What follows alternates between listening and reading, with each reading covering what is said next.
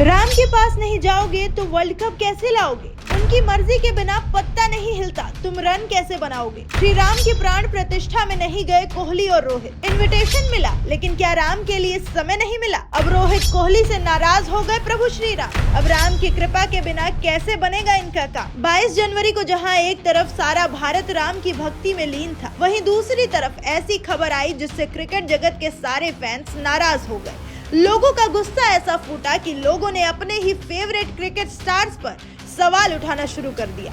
और लोगों की नाराजगी जायज भी है, क्योंकि जहां पूरा भारत प्राण प्रतिष्ठा के दिन श्री राम की झलक के लिए तरस रहा था, वहीं कुछ महान लोग ऐसे भी थे जिनको इनविटेशन मिला, लेकिन फिर भी वो नहीं गए। और ये लोग कोई और नहीं, भारतीय क्रिकेट जगत के सबसे बड़े 3 नाम धोनी, विराट और रोहित है।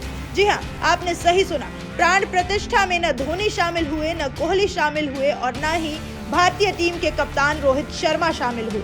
वहीं सचिन तेंदुलकर, रविंद्र जडेजा जैसे कुछ क्रिकेटर्स ऐसे भी थे जिनको इस दिन की अहमियत का ज्ञान था और उन्होंने बिना संकोच किए अपना एक दिन प्रभु श्री राम की भक्ति में भेंट कर दिया। अब ये तीनों महानुभाव इस दिन क्यों नहीं पधारे, इस पर कोई भी जानकारी अभी सामने नहीं आई है, लेकिन ऐसा माना जा रहा है कि कोहली निजी कारणों के कारण, Rohit India versus England test के कारण और धोनी बिना किसी कारण प्राण प्रतिष्ठा में नहीं शामिल हो पाए। लेकिन मामला पर्सनल हो या प्रोफेशनल, राम की कृपा अगर ना हो तो दोनों ही बिगड़ सकता है, क्योंकि होई है सोई जो राम रचि राखा।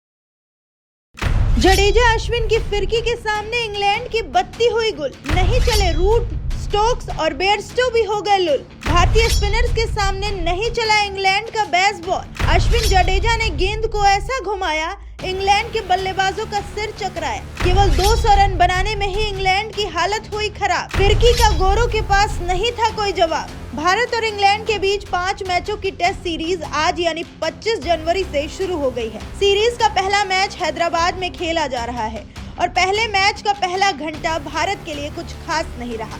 पहले तो भारत टॉस हारा और फिर जब इंग्लैंड ने पहले बल्लेबाजी लेकर अपनी पारी का आगाज किया तो सबके होश उड़ गए, क्योंकि इंग्लैंड के सलामी बल्लेबाज जैक क्रॉली और डकेट ग्राउंड पर आके शॉट्स पर शॉट्स खेलने लगे।